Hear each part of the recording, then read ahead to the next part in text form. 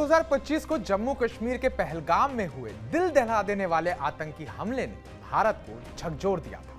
लेकिन भारत ने चुप रहने की बजाय ऑपरेशन सिंदूर के जरिए जवाब दिया, जिसमें ब्रह्मोस क्रूज मिसाइल ने अहम भूमिका निभाई। इस मिसाइल ने न सिर्फ आतंकी ठिकानों को तबाह किया, बल्कि पाकिस्तान और उसके आतंकी नेटवर्क को साफ संदेश दे दिया, भारत की ताकत से टकराने की गलती मत करना।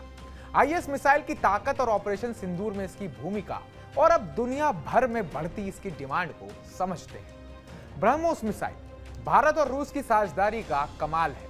इसका नाम भारत की ब्रह्मपुत्र नदी और रूस की मॉस्कोवा नदी से लिया गया है। इसे 12 जून 2001 को पहली बार टेस्ट किया गया था और तब से इसे कई बार अपग्रेड किया जा चुका है। यह मिसाइल इतनी खास है कि इसे जमीन, समुद्र और हवा से लॉन्च किया जा सकता है, यानी चाहे नौसेना का जहाज हो, वायुसेना का फाइटर जेट हो या थल सेना का लॉन्चर, ब्रह्मोस हर मोर्चे पर दुश्मन को नेस्तानाबूद कर सकती है।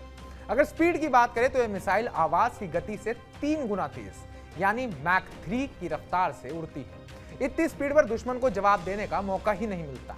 रेंज की बात करें, इसकी सामान्य रेंज 290 किलोमीटर है, लेकिन इसके एडवांस वर्जन 500 से 800 किलोमीटर तक मार कर सकते हैं। सटीकता की बात करें, ये 10 मीटर की ऊंचाई से लेकर 15 किलोमीटर तक उड़ सकती है और अपने टारगेट को पिन पॉइंट सटीकता के साथ भेज सकती है। 6 से 7 मई 2025 की रात को भारतीय सेना, वायुसेना और नौसेना ने मिलकर ऑपरेशन सिंदूर को अंजाम दिया। अब आती है बड़ी बात कि ब्रह्मोस की ताकत सिर्फ भारत तक सीमित नहीं है।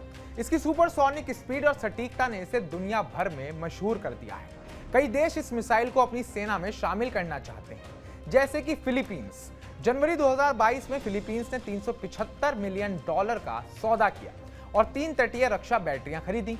पहली बैटरी अप्रैल 2024 में मिली और दूसरी अप्रैल 2025 में मिलने वाली है। इसके बाद इंडोनेशिया 200 से $350 मिलियन के सौदे पर बात चल रही है। इसके बाद नंबर आता है वियतनाम का $700 मिलियन का सौदा, जिसमें सेना और नौसेना के लिए मिसाइलें शामिल हैं। मलेशिया अपने Sukhoi Su-30 MKM fighter jets और केदाह क्लास युद्धपोतों के लिए ब्रह्मोस खरीदने की योजना बना रहा है। दक्षिण पूर्व एशिया में थाईलैंड, सिंगापुर और ब्रुनेई भी ब्रह्मोस में दिलचस्पी दिखा रहे हैं। लैटिन अमेरिका की बात करें तो ब्राजील, चिले, अर्जेंटीना और वेनेजुएला नौसेना और तटीय रक्षा के लिए ब्रह्मोस चाहते हैं। मध्य पूर्व में अगर हम बात करें तो मिस्र, सऊदी अरब, यूएई, कतर और ओमान के साथ बातचीत चल रही है। अन्य देशों में दक्षिण अफ्रीका और बुल्गारिया भी इस मिसाइल को खरीदने के लिए बात कर रहे हैं। अगर देखा जाए तो आधी दुनिया अब ब्रह्मोस की दीवानी हो चली है। दर्जनों देशों की इस दिलचस्पी से साफ है कि ब्रह्मोस न सिर्फ भारत की ताकत है, बल्कि वैश्विक रक्षा बाजार में भी गेम चेंजर बन चुका है। ब्रह्मोस मिसाइल सिर्फ एक हथियार नहीं, बल्कि भारत की आत्मनिर्भरता और तकनीकी श्रेष्ठता का प्रतीक है। यह मिसाइल भारतीय वैज्ञानिकों, इंजीनियर्स और सैनिकों की मेहनत का नतीजा है। युवाओं के लिए यह मिसाइल एक प्रेरणा है कि मेहनत और लगन से आप दुनिया में अपनी छाप छोड़ सकते हैं।